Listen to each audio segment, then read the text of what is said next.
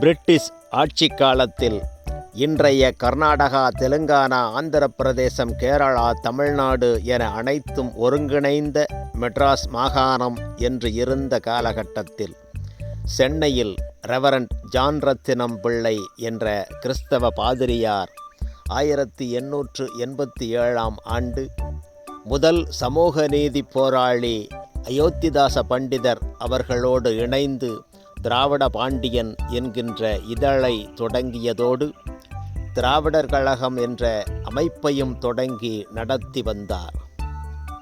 John ரத்தினம் உருவாக்கிய திராவிட கழகம் சென்னையில் சிறிய அளவில் மாலை நேர பள்ளிகளை நடத்தி வந்தது. பிறகு அவர் ராயப்பேட்டை வெஸ்லி பள்ளியில் தலைமை ஆசிரியராக பொறுப்பேற்ற பிறகு திராவிடர் கழகம் அமைப்பின் பணிகள் படிப்படியாக நின்று போனது.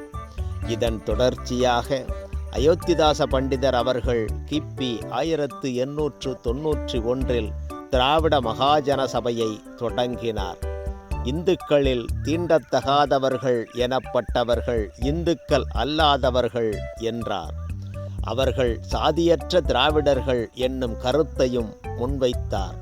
திராவிட மகாஜன சபையை நிறுவி திராவிட அரசியலை தொடங்கி வைத்ததால் திராவிட அரசியலின் முன்னோடி எனவும் அயோத்திதாச பண்டிதர் அவர்கள் போற்றப்படுகின்றார்.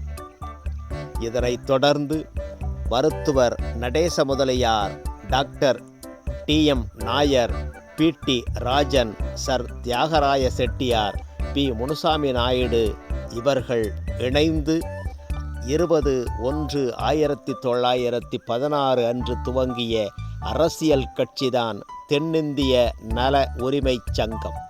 இதுவே நீதி கட்சி என்றும் அழைக்கப்பட்டது. காங்கிரஸ் கட்சியிலிருந்து விலகிய ஈவே ராமசாமி அவர்கள் 1926இல் சுயமரியாதை இயக்கத்தை நிறுவினார்.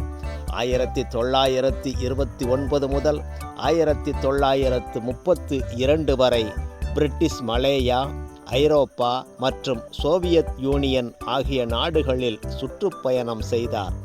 1938இல் ஈவேரா அவர்களின் தலைமையில் நீதி கட்சியும் சுயமரியாதை இயக்கமும் இணைந்தன. 1939இல் ஈவே ராமசாமி அவர்கள் நீதி கட்சியின் தலைவரானார். இதனைத் தொடர்ந்து 1944இல் அதன் பெயரை திராவிடர் கழகம் என்று மாற்றினார். மலையாளி, தமிழர், தெலுங்கர், கன்னடர் என அனைவரையும் குறிக்கும் பொதுவான சொல்லான திராவிடம் என்று இருந்தாலும் இந்த தேசங்கள் ஒருங்கிணைந்த பகுதியாக சென்னை மாகாணமாக இருந்து அதில் திராவிட கழகம் செயல்பட்ட போதும் தமிழகத்தில் உள்ளவர்களே பெரும்பாலும் திராவிடர் கழகத்தில் பெரும்பான்மையாக இருந்தனர்.